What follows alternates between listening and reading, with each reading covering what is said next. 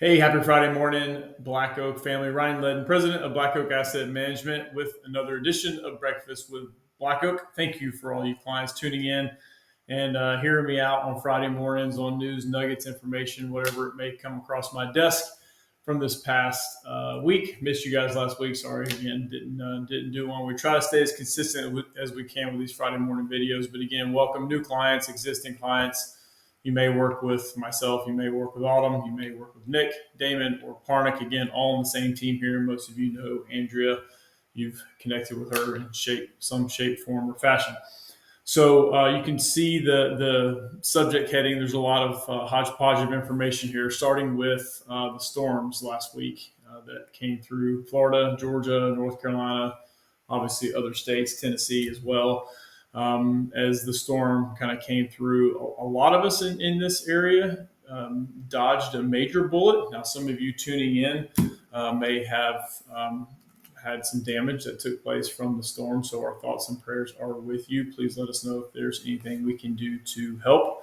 But there's also, indirect people who are indirectly affected by these storms, and my family's one of them. My family's fine; everybody's good. I do have some of my family members staying with us because they live in Asheville, North Carolina, which was destroyed, and a lot of small towns around Asheville. So they're staying with us now.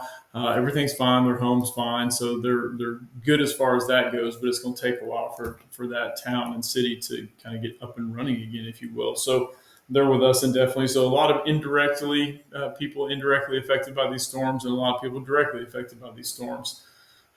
So we've been gathering donations from my son's teams, sports teams, and daughter's sports teams, and it's crazy how people kind of come together and help that out. So we're taking a big delivery up to, or my sister-in-law is taking a big delivery up to Asheville to help whoever out they can, supplies, water, food, whatever it may be. So there's some people in a lot of shape, in bad shape, and a lot of people who lost their lives. So again, thoughts and prayers for all those people, and especially you watching if you're directly or indirectly affected by that storm.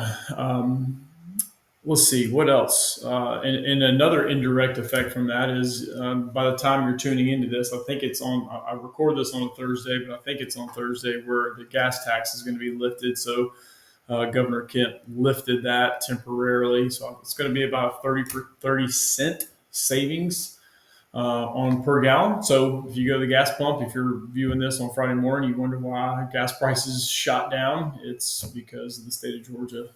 Governor Kent lifted that gas tax to be able to alleviate some pressure for people and the storm Helene that just went through.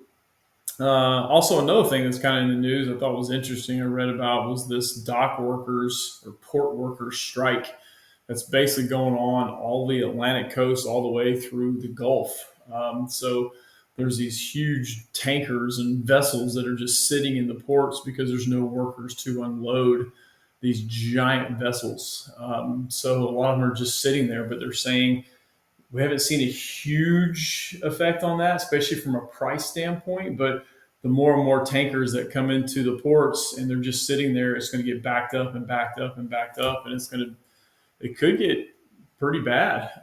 But right now, they're just like hoping they can figure this thing out because they want more pay. So they're hoping they can figure this thing out. If not, they may have to deviate and go all the way through the Panama Canal, all the way to the West Coast, because West Coast dock workers are not on strike. It's a different union out there, I think. So anyway, we haven't seen really an effect on prices yet, but a lot of economists are saying if this continues on, that food prices are going to be the first to be affected by that, as far as prices going up if there's no one to unload and all these perishable items go to waste.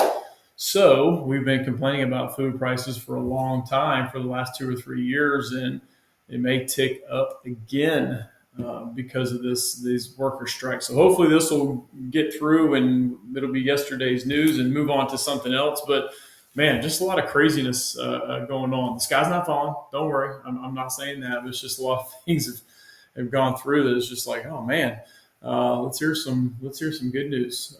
So hopefully that will happen here pretty soon. But I don't know. We have the election coming up, so I don't know how much good news is going to come from that because it's constantly bad news when it comes to elections and mudslinging and all that. So we're getting close. We're getting close. We're at the 1st of October. We're entering this fourth quarter, and first week in November is when the voting takes place. So this is coming down to the wire here. So anyway, but again, everyone, thoughts and prayers again to all those out there who are directly and indirectly affected from the storms, and we are here to help in any way that we can. So please reach out. Feel free.